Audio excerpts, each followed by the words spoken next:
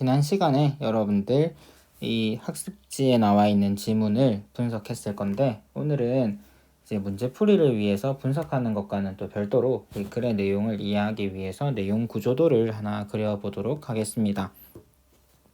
그래서 글의 구조를 파악할 때 가장 많이 쓰는 게 내용 구조도입니다.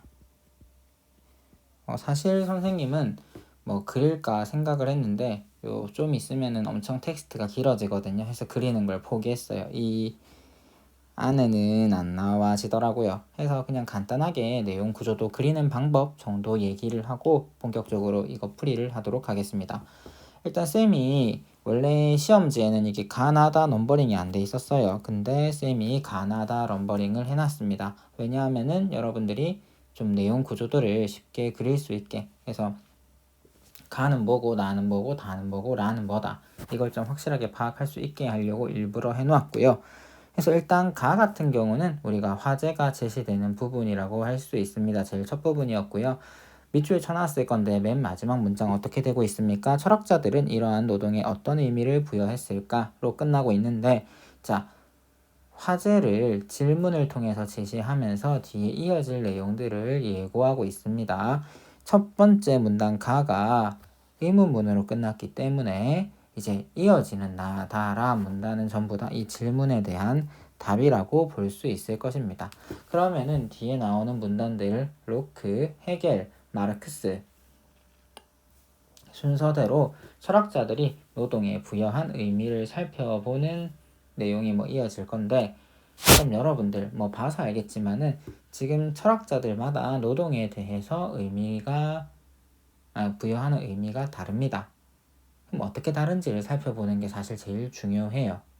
해서 이제 그런 내용들을 한번 차분히 살펴볼 건데, 여기에서 쌤이 병렬 구조라는 말을 하나 적어 놓았습니다. 병렬이라는 거는 지금 나하고 다하고 라 같은 경우에는 우리가 칭위라고 하죠. 그래서 의미 관계가 대등해요. 로크에 대한 거, 헤겔에 대한 거, 마르크스에 대한 거. 그러니까 다는 나를 부연하기 위한 거나 얘도 아니고 그냥 각자 전부 다 첫 번째 문단에서 나온 질문에 대한 답변으로 칭의가 같습니다. 그래서 이런 식으로 선생님이 지금 그림을 그려 놓았고요. 해서 이런 거를 병렬 구조라고 하고, 이때 병렬 구조에서는 다양한 질문에 대한 답, 화제에 대한 내용이 나옵니다. 아까도 얘기했지만 얘들 칭의가 같기 때문에 이거 세 개를 비교하는 문제가 많이 나올 수밖에 없습니다. 또 각각을 물어보는 문제가 나올 수밖에 없어요. 39번도 보시고요. 자, 40번도 보시고요. 그 다음에 38번도 한번 보세요. 37번도 그렇고, 37번은 비교한다기보다는 각각에서 중요한 포인트를 집어내는 문제라고 할 수 있을 거고, 39번 같은 경우도 이제 한 부분 특정 한 단락에서 이제 관련된 내용을 끄집어내는 것이라고 할 수 있습니다. 자, 40번은 좀 다르게 이제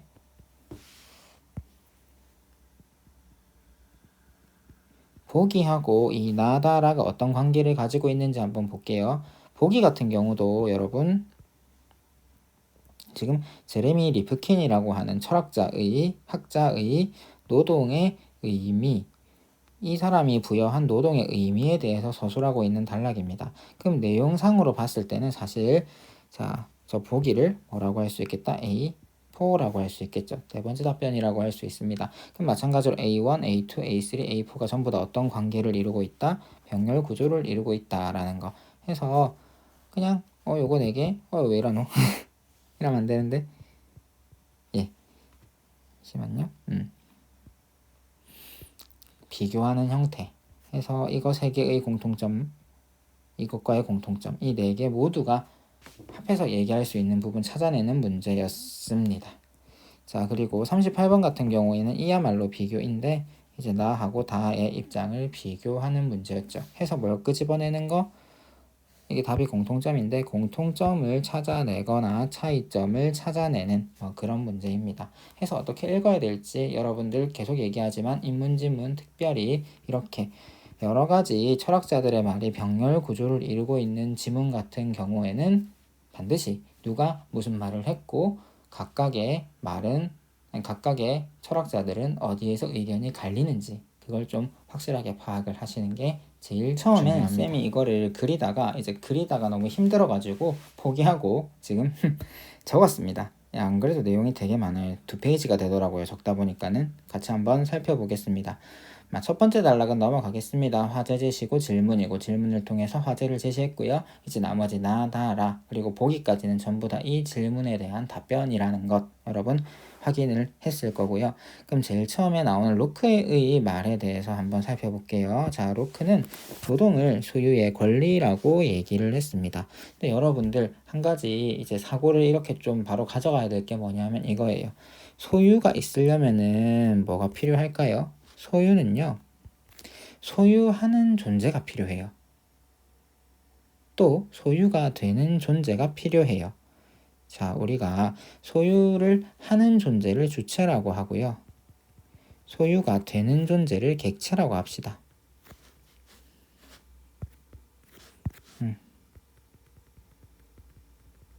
소유에는 뭐가 있다고요? 주체와 객체가 존재합니다. 그럼 이 로크가 있는 단락에서 사실 주체와 객체라는 말은 나오지 않습니다만 사실 여기에도 주체와 객체가 있어요. 뭐가 주체하고 뭐가 객체인지 한번 볼게요.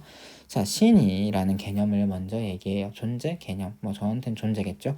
예, 인류에게 자연과 이성을 부여했다라고 되어 있는데 중요한 말은 자연입니다. 필기를 세모로 했기 때문에 여기서도 세모로 하겠습니다. 자연은 어떤 특징이 있어요? 모두가 소유할 수 있는 공유물이라고 하는 특징이 있습니다. 자, 근데 신은요 인류에게 자연과 이성을 주면서 이성을 통해 자연을 뭐 하라고 했어요? 활용하고 이용하라고 했습니다. 무엇을 목적으로? 자, 인류의 생존이 목적입니다. 자, 신이 인류에게 자연과 이성, 자, 공유물인 자연을 주어서 이성을 통해 이용하라고 한 이유가 뭐다? 인류의 생존이 그 목적입니다. 자, 근데 인간은요 공유물이 아닌 것도 가지고 있어요. 뭐냐 하면 신체를 가지고 있습니다. 인간이 지금 소유하고 있는 건 두 개예요. 하나는 뭐예요? 공유물이에요. 자, 모든 인간은 자연을 공유할 수 있으니까 공유물이에요, 일단. 자, 그리고 인간은 뭘 가지고 있어요? 공유되지 않는 신체를 가지고 있습니다. 예를 들어가지고 내가 A라는 친구가 있다고 할게요. 자, 우리는 둘 다 인간이고 모두 신체를 가지고 있는데 자, A의 신체는 내 겁니다. 말이 돼요? 안 돼요? 안 되죠. A의 신체는 누구의 것입니까? A의 신체죠. 나의 신체는 누구 거예요? 나의 거죠. 자, 본인만의 배타적 권리라고 하는 겁니다. 자, 이 배타적이라는 말은요, 여러분, 꺼린다, 밀어낸다, 이런 것이라고 할 수 있겠고, 여기 나와 있는 개념들 중에 공유라는 것과 반대가 됩니다. 네.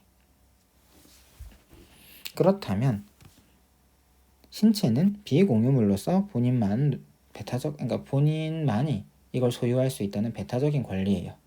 자, 배타적인 권리 한 번 더 설명하겠습니다. 나는 A라는 친구가 있는데 A와 B는 친구인데 A는 B에게 신체의 소유권을 주장할 수 없어요. 그러니까 A는 B한테 야, B야, 네 신체는 내 거다. 이 소유권을 주장할 수가 없다고요. 그러니까 무슨 권리라고 하는 거예요? 배타적 권리라고 하는 거예요. B의 신체는 누구만이 소유권을 주장할 수 있다? B만이 주장할 수 있다 라는 거죠. 근데 자연은 누구의 것도 될 수 있다는 거예요. 로크의 말에 의하면 공유물이니까. 해서 자연과 신체는 뭐다? 대립되는 거예요. 대립되는 거. 그리고요, 노동, 신체 활동은 개인의 소유라고 합니다.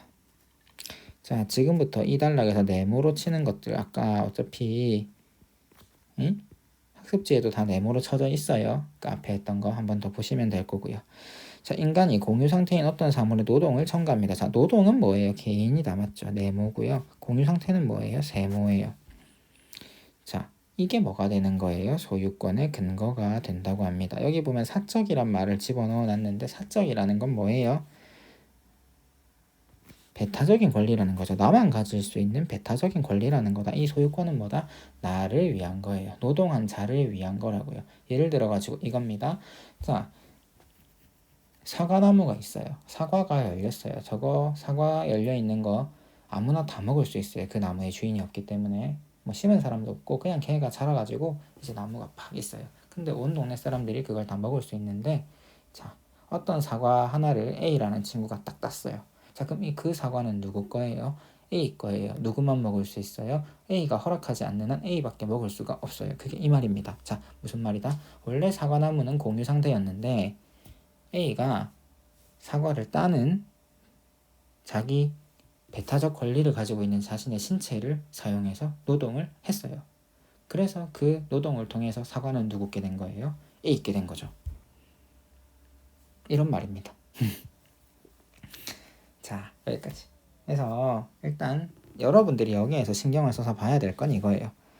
자연이라는 것과 신체라는 것이 어떤 관계를 이루고 있는지 글 속에 있는 말들을 통해서 밝혀내시면 돼요. 하고 여러분들 네모는 네모끼리 바꿔 쓸 수 있습니다. 그걸 기억하세요. 네모는 네모들끼리 비슷한 속성을 가지고 있어요.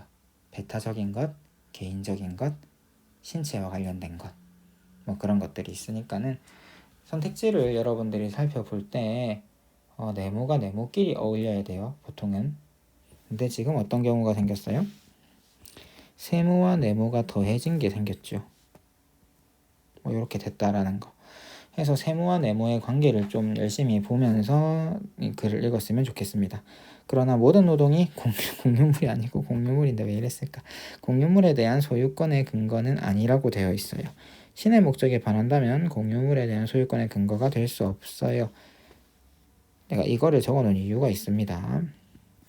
그래서 한번 찾아보세요. 자, 인류의 생존을 위해서 신이 준 건데 그걸 지 맘대로 써버리면, 그러니까 지가 한 노동이 인류의 삶에 보탬이 안 된다면 그건 소유권을 주장할 수 없다라고 명시가 돼 있어요. 그래.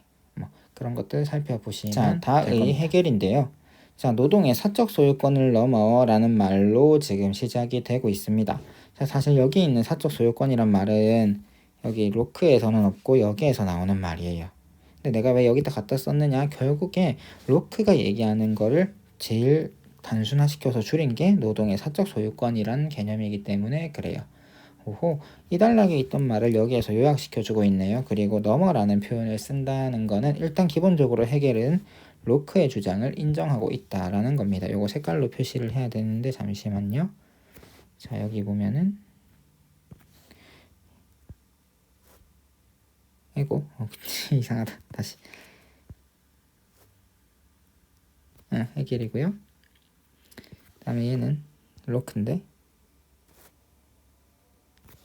지금 이거는 누구의 말이다?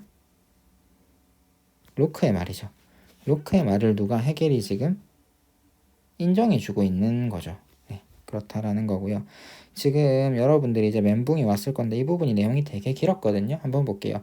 자, 해겔은 로크의 주장을 인정하고 이런 말로 바꿀 수 있겠죠. 그걸 넘어서서 주체, 객체가 통일되어가는 과정, 인간이 자기 의식과 정체성을 확보하는 계기, 자연을 노동을 통해 자신에게 바꾸어 필요한 물품과 적절한 생활 환경을 마련하여 생명을 보존하는 행동이라고 얘기를 했어요.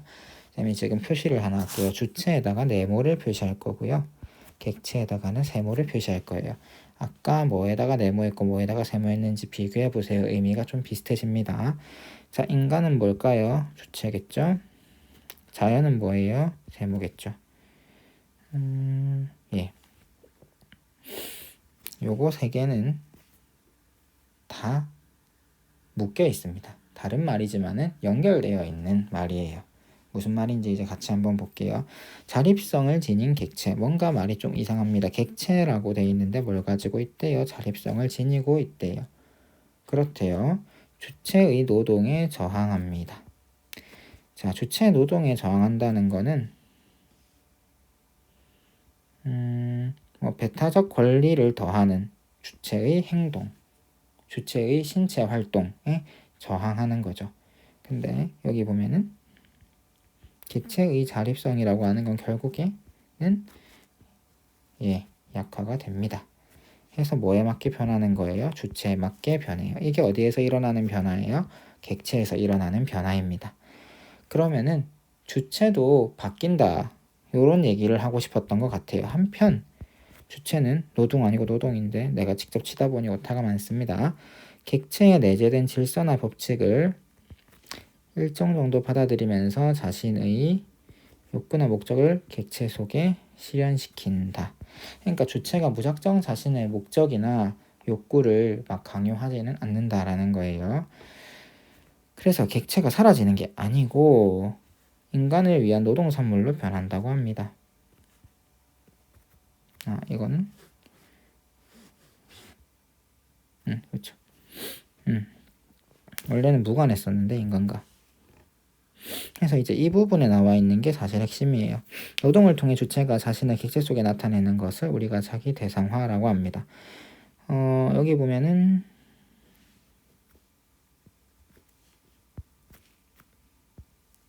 같은 말이에요.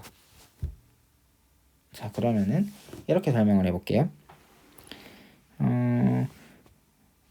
인간이 자신의 욕구나 목적을 객체 속에 실현시키는 것은 자기 대상화이다.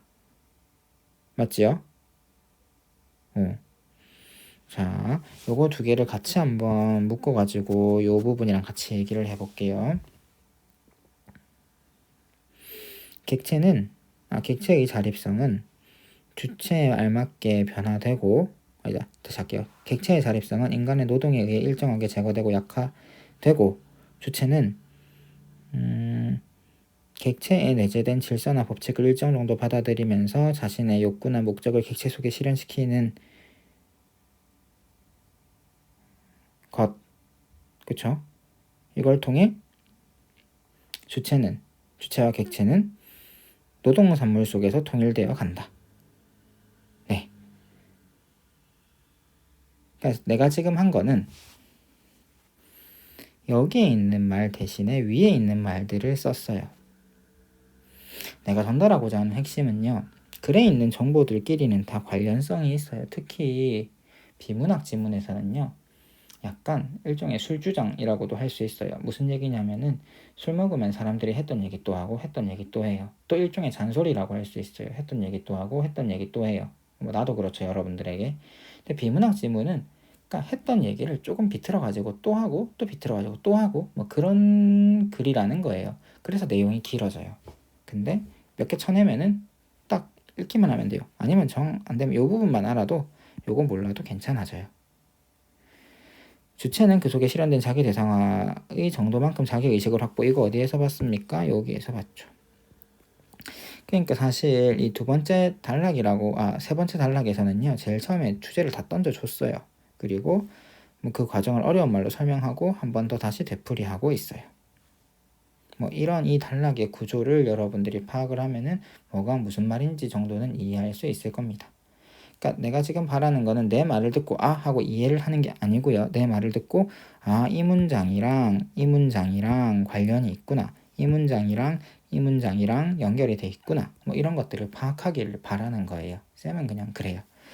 자, 그런데라는 말이 나와 있죠. 자, 노동을 통한 주객 통일에는 한계가 존재한다 라고 지금 헤겔은 지적하고 있는데 이걸 정면으로 반박하고 있는 친구가 누구다?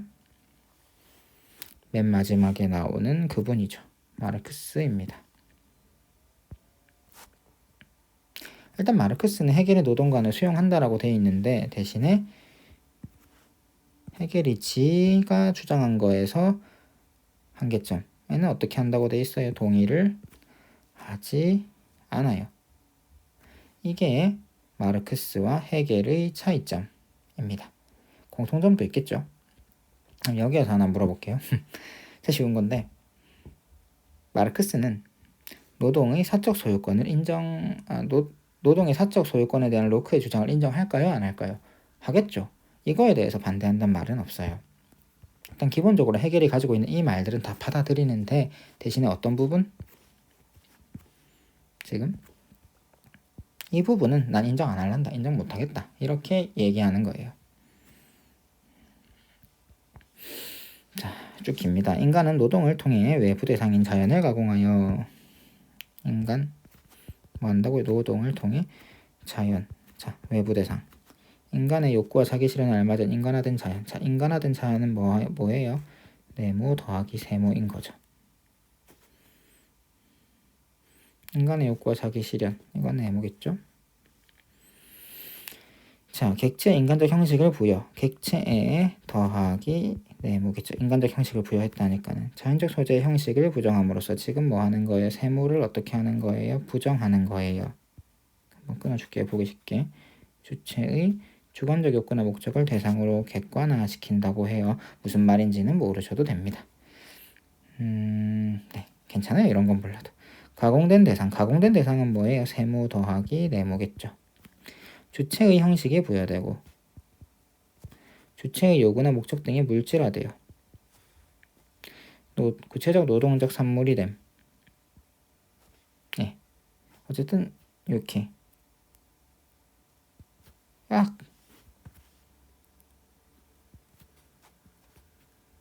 네모가 들어가니까요. 인간은 노동을 통해 만들어낸 노동 산물에서 자신의 능력을 확인하고 네모가 들어가니까 자기 인식과 정체성을 확보, 자연의 구속에서 벗어나 자유를 획득하면서 자아를 실현. 노동, 현실적인 주객 통일의 방법, 인간 자아의 실현 과정. 주객 통일이 이거잖아요. 그쵸? 이게 뭐라는 거예요? 자아 실현의 과정이라는 거죠. 좀 러프하게 하긴 했는데 그러니까 딱 이런 글을 볼 때는 나누어져 있는 대상들끼리 한번 나눠놓고 여러분들이 편 딱 갈라놓고 한번 보세요. 어떤 관계를 어떻게 지금 이 사람들이 관계를 규정하고 있는지. 해서 마르크스는 노동과 그다음에 노동의 의미를 설명하기 위해서 주체와 객체를 갈라놓고 지금 이런 식으로 설명하고 있습니다. 특히 지금 보면은 특히 마르크스는 노동에 있어서 그러니까 인간 주체가 엄청 많이 투영된다, 엄청 많이 들어간다라고 계속 강조하고 있어요. 지금 내가 네모라고 한 부분이 세모한 부분보다 훨씬 많잖아요. 특히 소재의 형식을 부정한다, 자연의 구속에서 벗어난다, 뭐 이런 표현에서 볼 수 있듯이 정말 노동은 소유권을 드러내는 그런, 즉 인간의 욕구와 자기 실현을 위한 뭐 그렇다라는 거죠. 뒤에까지 보면요. 근데 이거는 정말 당연한 건데 이게 한계가 있는 거는 뭐 때문이다? 사회 구조 때문이다. 그래서 사회 구조를 변혁해야 한다고 역설했습니다. 네, 이건 뭐 굳이 안 다뤄도 될 것 같고, 지금 내가 이 페이지를 통해 여러분들에게 보여주고 싶었던 건 어려운 글 같지만 실제로 어렵지만 그냥 같은 내용이 반복되고 있을 뿐이라는 거. 근데 뭐가 어떻게 반복되고 있는지를 알려면은 핵심적인 단어들이 있어요. 자, 그 단어들이 어떤 관계를 이루고 있는지, 특히 인문지문에서는 그런 특정 단어, 특정 개념들을 철학자들이 아니면은 무슨 학파, 무슨 주의 뭐 그런 데서 어떤 식으로 규정하고 이들 사이의 관계를 어떻게 내리고 있는지를 파악하는 게 정말 중요합니다. 학교에서 한 번 더 할 거예요, 여러분들. 3월 첫째 주 수업에 대한 피드백 모음입니다. 첫 번째는 영상 업로드 관련입니다. 제가 분명히 영상은 모두 업로드 될 것이다 라고 이야기했음에도 영상을 업로드해달라는 간절한 피드백들이 많이 올라와 있었습니다. 이 선생님을 좀 믿으세요. 영상은 여러분들 올라갑니다. 계속 올릴 거고, 올리면서 나도 이제 수업 연습도 하고 또 가다듬기도 하고 하거든요. 해서 영상 올라가는 것에 대한 부담은 좀 덜었으면 좋겠습니다. 근데 영상을 보는 목적이 대부분이 시험 대비 내지는 복습인데, 사실 쌤이 막 지문을 풀이하는 것, 뭐 그런 것들을 많이 보는 것도 중요하지만 여러분들이 실제로 분석하는 게 제일 좋아요. 해서 선생님이 영상으로 전달하는 내용을 100번 듣는 것보다는 한번 직접 밑줄 꺼보고 문제 풀어보는 게 훨씬 도움이 많이 될 겁니다. 나는 여러분들이 풀 수 있는 일종의 모범이고 하나의 예시예요. 해서 그런 모범이나 예시랑 스스로의 문제풀이 방법, 책을 읽는 방법을 비교하면서 좀 자기가 문제를 조금 더 빨리 풀 수 있게 힘을 덜 들이고 문제를 풀 수 있게끔 좀 연습을 계속해 나갔으면 좋겠습니다. 그리고 수업 시간에도 집중을 하는 편이 훨씬 좋을 겁니다. 필기 관련인데 사실 선생님이 올해는 회색깔로 필기를 할까 생각을 했었어요. 왜냐하면 사실 우리가 지금 이렇게 모의고사 기출지문을 분석하는 목적은 최저 등급을 맞추기 위해서, 즉 문제를 풀기 위해서인데, 실제로 우리가 문제를 풀 때 사용하는 도구는 형형색색의 볼펜, 형광펜이 아니고 연필이기 때문에 그렇습니다. 작년에도 쌤이 이런 수업을 할 때는 가능하면은 연필로 필기하라, 샤프로 필기하라 라고 얘기를 했었는데, 이유는 일단 익숙해지는 게 제일 중요하고, 잠시만요. 그러니까 단색으로 또 연필로 샤프로 필기가 돼 있어도 한눈에 잘 알아볼 수 있게끔 자기만의 필기 방법을 개발하는 게 중요한 과제라고 생각했기 때문입니다. 근데 이 친구 같은 경우는 일단은 뭐 자기가 사용하는 볼펜 색깔들로 해주면은 조금 더 도움이 되겠다라고 이야기를 했어요. 그러니까 쌤이 부탁하는 거는 일단 프린트를 2개를 준비해서 뭐 하나는 색깔을 쓰든 뭘 쓰든 괜찮아요. 대신에 혼자서 뭔가 문제를 풀거나 공부할 때는 연필로 하는 습관을 꼭 기르라는 점입니다. 하고 이거 보면서 나도 좀 눈에 띄게 필기를 해주는 게 여러분에게 도움이 될 수도 있겠다는 생각이 들어서 필기하는 방법을 조금 바꿔볼까 고민 중입니다. 뭐 그거는 차차 반영될 거고, 지금은 내가 그 자가격리하는 날 놀래가지고 학교에서 그 애플 펜슬을 놔두고 왔어요. 그래가지고 지금 그러니까 필기하던 방식이 좀 달라졌는데, 이게 내게 아니고 다른 분 거 빌려가지고 지금 영상을 찍고 있거든요.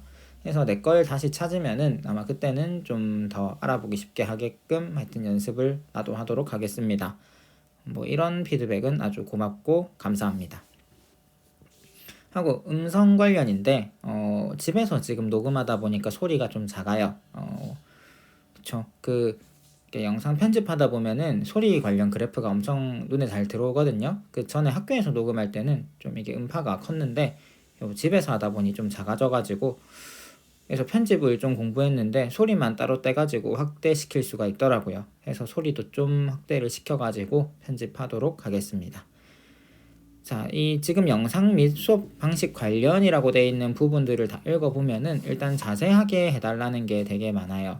근데 사실 자세하게 지문을 푸는 거는 지문을 이해하기 위해서인데, 지문을 이해하지 않고도 사실 문제는 풀 수 있습니다. 쌤한테는 사실 그러니까 책을 읽는 법, 글을 읽는 법, 문제 푸는 법이 같아요. 그러니까 처음에 이 수업을 시작할 때 우리가 글을 읽는 법을 공부하겠다, 글을 읽는 지식을 배우기 위해서 열심히 수업하겠다라고 얘기를 했었는데, 그쵸? 그러니까 글을 읽는 지식에 대한 글을 읽는 방법에 대한 지식, 그다음에 내용에 대한 지식 둘 다 열심히 한다고 했었는데, 쌤이 좀 더 중점을 두고 있는 거는 글을 읽는 지식에 대한 부분이거든요. 그게 사실 문제 푸는 방법이랑도 조금 연결이 돼 있어요. 근데 그걸 하려면 내용을 자세하게 풀기보다는 일단 빨리빨리 넘어가는 게 중요해요. 그래서 물론 자세하게는 해줍니다. 하다 보면 나도 자세하게 설명을 하게 되더라고요. 처음에는 이렇게 문제 풀 때 필요한 거, 중요한 것들 위주로 체크하고 넘어가는 걸 가르치려고 했는데, 하다 보니까 내용 위주의 수업이 나도 돼가지고 해서 이번에 나도 영상 하나 찍고 나서 좀 반성했고, 앞으로는 그러니까 똑같은 지문에 대해서 강의 양식이 2개가 될 겁니다. 첫 번째는 그냥 문제풀이용으로 그러니까 글 안에 있는 정보들 간의 관계를 파악하는 위주의 영상, 그리고 문제 푸는 영상, 이게 한 세트예요. 이렇게 문제를 풀고 난 다음에 이제 글의 의미를 좀 더 자세하게 푸는 영상 해서 지문 하나에 2가지 영상이 존재하게 될 것입니다. 하나는 문제풀이용, 하나는 내용 이해용. 문제풀이용은 결국에는 글을 읽는 방법과 관련되어 있다는 거 좀 여러분들이 신경을 썼으면 좋겠습니다. 2학년이니만큼 좀 더 학업에 집중을 하겠다라고 하는 의지들을 많이 느끼고 있거든요. 여러분이 잘 되는 게 나의 행복입니다. 뭐 그러려고 지금 이러고 있는 거고. 해서 열심히 좀 합시다. 네, 저는 교과서를 가지고 수업한 적이 이 학교에서는 한 번도 없습니다. 이 학교에서는 한 번도 교과서를 가지고 수업해 본 적이 없어요. 늘 얘기했듯이 쌤이 강조하는 거는 성취 기준입니다. 교육과정에서 언급하고 있는 것, 그리고 실제적으로 여러분들이 좀 갖추어줬으면 하는 능력들 해서 학습지 열심히 만들고 있어요. 자, 수업은 교과서 외의 자료로 진행되나요? 방금 얘기했죠. 지금 학습지 열심히 만들고 있습니다. 학습지도 1학년 때랑 같은 양식인가요?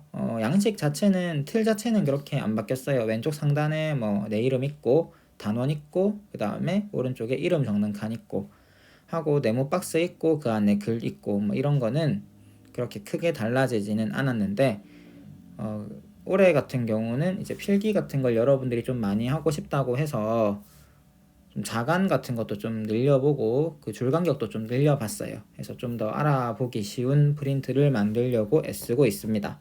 학습지 국크를 빨리 올릴 수 있도록 할게요. 오늘 수요일인데 지금 이거 영상 볼 때가 아마 여러분들 수요일일 거예요. 지금 찍는 건 그거보다 전인데 어쨌든 지금 이 영상 보고 있는 친구들은 지금 구글 확인해 보면 아마 다음 차시 학습지가 올라가 있을 겁니다. 그거 미리 뽑아 놓으면은 다음 주에 온라인이죠? 그거 수업할 때 좀 용이할 거예요. 일단 미리 올려 놓았습니다. 사실 이번 주에 학교에 갔으면은 내가 다 뽑아서 줬을 건데 상황이 이렇다 보니 미안합니다. 뭐 집에 있는 프린트 이용 안 하게끔 하고 싶었는데 이번만은 어쩔 수가 없는 것 같습니다. 쌤 학습지 필기한 거 올려드립니다. 영상도 내 필기도 다 올라가기 때문에 여러분들이 참고해서 이걸 외우지는 마세요. 제발 외우지는 마시고 혼자서 필기하고 혼자서 공부하는 거하고 비교를 해보세요. 이거는 혼자서 하는 거지 뭐 이렇게 누가 도와주고 막 하면은 물론 도움이 되겠지만 뭔가 어쨌든 자기 스스로 해내야 되는 영역이 분명히 있습니다. 그런 부분들을 좀 신경을 썼으면 좋겠습니다. 그래서 프린트 없는 친구들이 있어가지고 내가 다 나눠주려고 했는데 이거는 좀 많이 미안해요. 그래서 이번에는 좀 한 번만 넘어가 주면은 내가 다음엔 다 복사를 미리 해서 주겠습니다. 그리고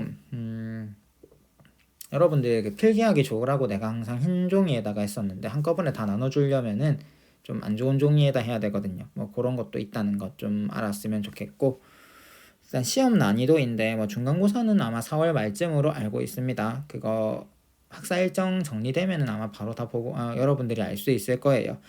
시험 문제를 쉽게 내달라는 의견이 굉장히 많아요. 좀 있었어요. 근데 시험이 쉽게 나오면은 모두가 행복해지지 않아요. 지금 어쨌든 이 과목은 등급이 나오는 과목이기 때문에 시험 문제가 쉽게 나오면 내가 공부한 만큼 성적이 안 나올 수도 있고 내가 공부한 것보다 성적이 사실 더 잘 나올 수도 있는데 그렇게 될 경우에는 내만 잘 나오는 게 아니고 모두 다 잘 나오기 때문에 굉장히 피곤하고 뭔가 좋은데 안 좋은 그런 이상한 기분이 들 수 있습니다.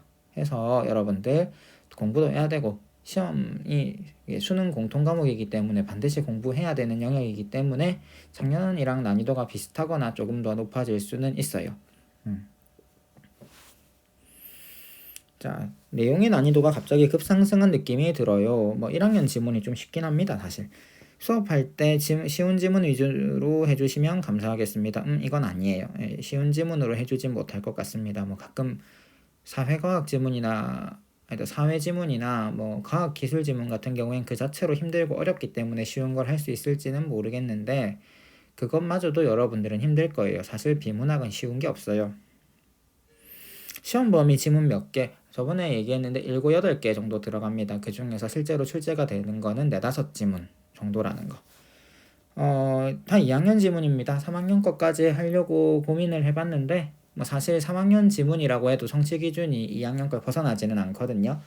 그러니까 2학년 성취 기준 가지고 3학년 모의고사가 나오는 거예요. 정확하게 얘기하면. 그래서 이 독서 과목 그러니까 사실 이제 고등학교 2, 3학년 모의고사는 같다고 보시면 됩니다. 그냥 수준이. 같다고 보면 수준이 같다고 하긴 좀 그런가.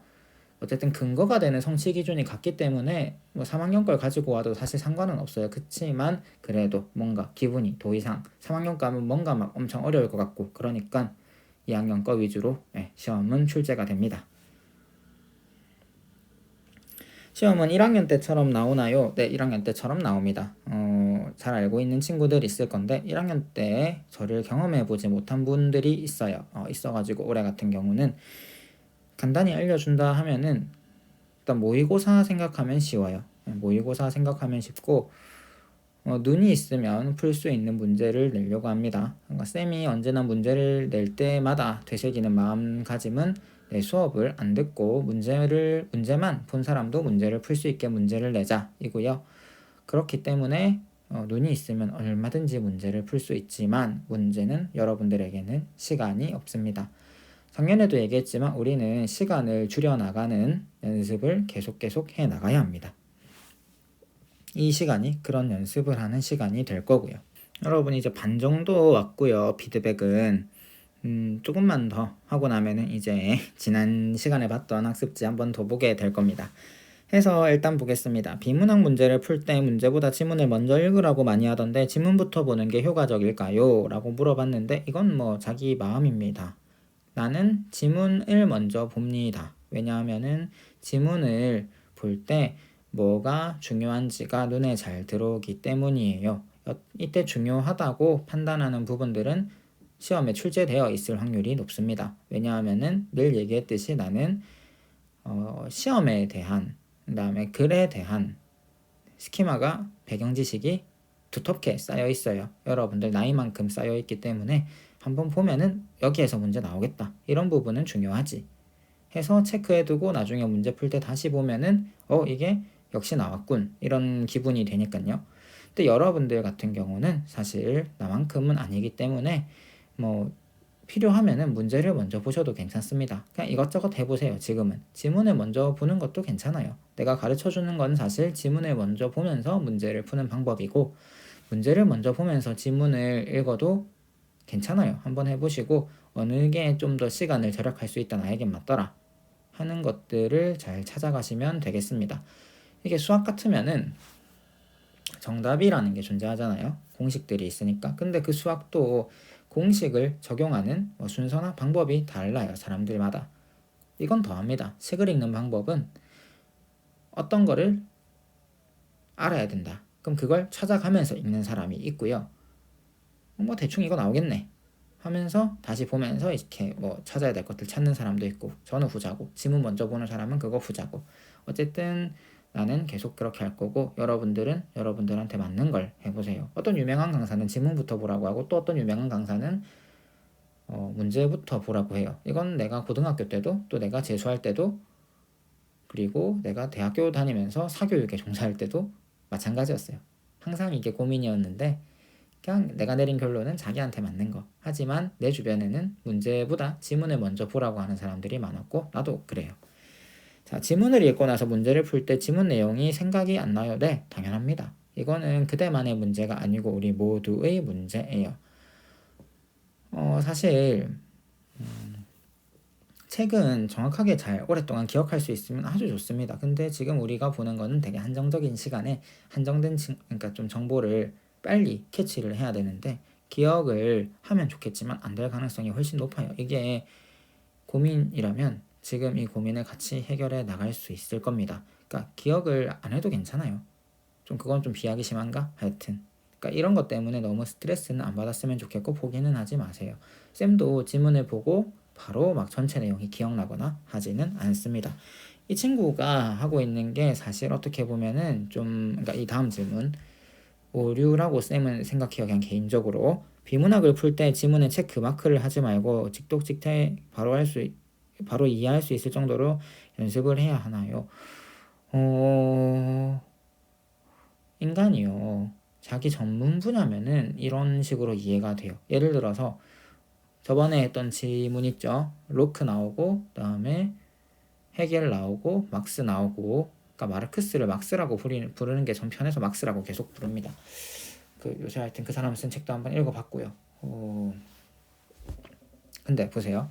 쌤 같은 경우는 이제 그런 글을 좀 필기를 덜 하고 읽어도 괜찮아요. 왜? 너무 익숙한 영역이기 때문에 인문학 같은 경우는. 근데 과학 지문을 갖다가 필기 하나도 안 하고 막 그냥 바로 눈으로 보고 이해를 해버린다. 있을 수 없는 일입니다. 고등학교 비문학 지문들은요.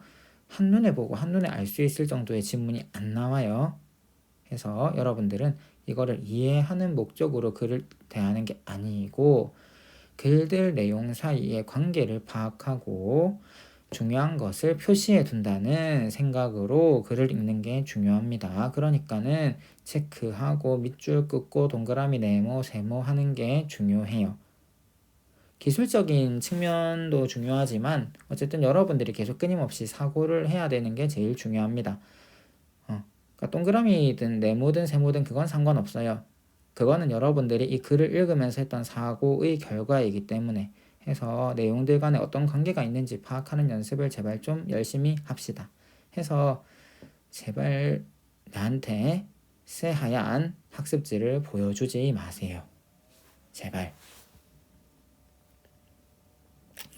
모의고사에서 비문학 지문을 읽을 때 어떠한 방식으로 읽어야 정확하게 읽을지 잘 모르겠어요. 나도 정답은 없다고 생각해요. 지문마다 다르고. 근데 어쨌든 잘 나오는 유형들 위주로 읽는 방법을 같이 한번 살펴보도록 하겠습니다. 그리고 방법은 내가 가르쳐주는 게 아니고 여러분들이 해가면서 깨닫는 거지.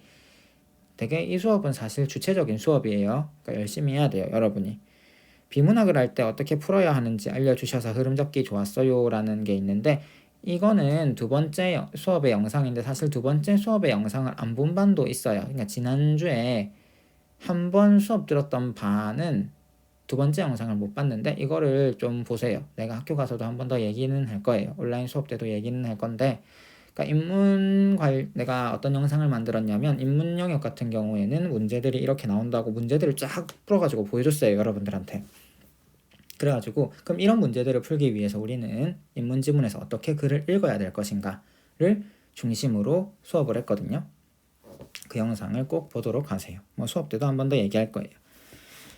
자, 지문에 표시하는 건 자신이 중요하다고 생각하는 부분이랑 글쓴이의 주장과 비교 대상 등을 표시하면 되는 건가요? 자, 이거는 사실 추론 비판 중에 비판적 독해에 해당하는 부분이고요. 사실 이거는 시험 문제로 잘 안 나옵니다. 예. 이게 좀 주관이 많이 개입이 되기 때문에 하나 봤어요. 비판적 읽기에 관련된 문제는 하나 봤고 최근에 일단 이 부분은 수행평가를 하든가 뭐 이런 거 할 때 좀 써먹도록 할게요. 일단 지금 우리는 뭘 좀 강조할 거냐면 글 안에 있는 정보들. 자, 글 안에 있는 정보들 대체로 어떤 거냐면은 단어, 문장, 문단이에요. 이들의 관계, 어떤 식으로 관계를 맺고 있는지 생각해 보니까는 내가 이 말을 작년에도 여러분들에게 굉장히 많이 했었어요. 이것도 연습할 겁니다. 계속 연습을 할 거예요. 그래. 이게 생각이 났는데 여러분들 영어 모의고사나 뭐 문제 풀 때 그런 말 하지 않습니까? 예를 들어 가지고 어떤 지문에 특정 단어가 나왔는데 선택지에는 그 말 말고 그 말을 바꿀 수 있는 다른 단어가 나오잖아요. 그래가지고 우리가 문제 풀 때는 이제 약간 치환해서 풀듯이 막 풀고 막 그러잖아요. 국어도 마찬가지예요. 특히 지금 인문지문 보고 있는데 인문지문은 더 그렇습니다. 사회지문도 그래요. 과학지문도 그래요. 그러니까 요약하면은 쳐낼 수 있는 말들이 되게 많아요. 그러니까 이 말로 바꿀 수 있는 말들이 글에는 되게 많이 있다고요. 그러니까 그걸 깨닫는 게 여러분들이 중요합니다. 네, 뭐 그런 거예요. 비문학 공부하는 영상들을 보면 구조도를 많이 활용하던데 구조도가 도움이 되나요? 요거 보고 쌤이 학습지에다가 하나 추가했어요. 내용 구조도 이렇게 딱 하나 추가를 했는데 이거는 있으면 도움은 됩니다. 많은 일단 시험 칠 때는 삼가하세요. 네. 내용 구조도를 그리는 거는 시간이 많이 부족합니다. 꼼꼼하게 그만큼 글을 봤다는 거고 내용 구조도는 언제 도움이 되냐 하면은 일단 문제를 다 풀고 나서 이 글을 가지고 공부를 할 때 도움이 됩니다. 어떤 식으로 공부가 되냐면은 어떤 식으로 도움이 되냐면은 글은 일정한 구조를 가지고 있어요. 그게 전개 방식이랑도 연관이 되어 있다라고 쌤이 설명을 계속 했을 겁니다. 그래서 글의 외형적인 특징을 보면은 이 글이 어떤 성격인지가 눈에 들어와요. 그리고 내용 구조도를 한번 그려보고 난 다음에 문제들을 한번 다시 보세요. 그러면은 이런 구조의 글에서는 이런 문제가 나오는구나를 확인할 수가 있습니다. 내용 구조도가 비슷한 지문들끼리 문제를 비교해 보세요. 전개 방식이 비슷한 지문들끼리 문제를 비교해 보세요. 그러면은 문제가 비슷하다는 걸 여러분들이 눈으로 확인할 수 있을 거예요. 그러면은 그런 내용 구조도를 가지고 있는 글들을 읽을 때 뭔가 공통적인 방법이 있겠죠. 그런 걸 같이 깨우치는 시간이 이 시간이라는 거를 여러분들이 좀 기억을 했으면 좋겠습니다. 자, 모의고사 풀 때 독서 부분에서 시간이 오래 걸리는데 독서 수업을 듣고 글의 구조와 주제, 흐름을 파악하는 것이 잘 됐으면 좋겠다. 이게 나의 목표입니다. 목표를 찝어줘서 고맙고요. 자, 비문학을 제대로 읽는 방법, 그거는 같이 열심히 해나갈 거고, 타임 어택 줄이기, 시간 줄이는 게 진짜 중요한데, 시간을 줄이려면은 쓸데없이 고민하는 시간을 좀 줄이고 쳐내야 될 것들을 잘 쳐내는 거, 중요한 것들을 확 부각시키는 거, 그런 것들 열심히 하도록 하겠습니다. 네, 웃자다 보니까는 피드백만 거의 한 20분째 하고 있습니다. 사실 수업 중간중간에 해야 되는 잔소리를 한 번에 몰아하는 거라고 생각을 하세요. 지난 시간에 좀 했었어야 되는데 못했기 때문에 이렇게 몰아서 듣는다고 생각하고, 그러니까 지금 내가 했던 말들은 전부 다 우리 수업에서 중요한 부분입니다. 숙지하시고요. 자, 어휘력 늘리는 법, 이거 비슷한 건데 일단 많이 읽으세요. 읽으면서 모르는 단어 체크, 그 다음에 1초도 안 걸리는 검색. 계속 하세요. 계속. 쌤도 지금 있잖아요. 모르는 단어가 나오면 바로 검색합니다. 모르면 어떻게 하겠어요? 검색하고 물어봐야지, 맞죠? 그렇게 늘려나가는 거예요. 이거 중요한데, 비문학을 풀면서 어려운 단어들이 많아서 이해가 쉽게 잘 안 돼서 힘들었어요. 단어 풀이를 했으면 이게 아니고 시험 중에 모르는 어휘가 있으면 어떡하나요? 아까도 저번에도 얘기했는데 맥락에 맞게끔 단어의 뜻을 유추할 수 있는 연습을 하세요. 요새 그런 문제들 되게 많이 나오거든요. 같이 한번 해보면 될 것 같고요. 저도 혈세로 여러분들에게 책을 사주고 싶은데 아직까지 공문을 내가 확인을 못 해가지고 이걸 할 수 있다 없다 말을 못 하겠어요. 나도 좀 그렇게 하고 싶고, 수행평가는 당연히 독후 활동입니다. 일단은 쌤이 작년에 했던 그 서로의 거 그러니까 서로의 거 돌려 읽고 피드백 해주는 게 난 너무 좋았거든요. 그러니까 사실 이거 내가 되게 자랑스러웠어요. 여러분들 되게 재밌어 하는 게 느껴졌어가지고, 그래서 저번에 연수 갔을 때도 자랑을 되게 많이 했어요. 우리 이런 거 했는데 애들 되게 재밌어 했고 이렇게 결과물 해서 냈다고 막 결과물도 이름 지우고 보여줬거든요. 쌤들도 되게 대단하다고 했었고, 내가 아니고 여러분이 해서 또 비슷하게 할 생각입니다. 모든 수행평가는 없으니까는 그 점은 그냥 좀 내만 잘하면 되고 다른 친구 거 잘 읽어주면 된다 하고 이렇게 피드백하면 된다. 이 정도는 좀 여러분들이 기억을 했으면 좋겠어요. 책을 수업 시간에 읽히고 싶은데 과연 시간이 날지, 안 나도 1시간 정도는 책을 읽는 시간을 주지 싶습니다. 해서 국어 수행평가는 부담은 없지만은 나름 깊이가 있게끔 또 진행해 보도록 할게요. 그러니까 되게 많은 피드백들 중에 하나가 1학년 때처럼 수업을 해주세요인데 사람이 같으니까는 아마 수업은 또 같을 겁니다. 그렇죠. 근데 좀 나도 시간이 지났고 여러분들이랑 계속 이제 지내다 보니까는 좀 내가 여러분들을 위해 달라져야 되겠다 싶은 부분들은 좀 달라지려고 애는 쓰고 있어요. 그러니까 이런 말도 있던데, 지난해 반만 된다 하더라도 행복할 것 같습니다. 작년보단 내가 좀 잘해야 되지 않겠습니까? 요 밑에 보면은 올해도 아닌데 어디 갔지? 여기 있는데 수업 열심히 했으면 좋겠다라는 피드백이 있는데, 요거 이게 내보고 열심히 하라는 거 맞죠? 열심히 할게요. 더 열심히 해야지 내가.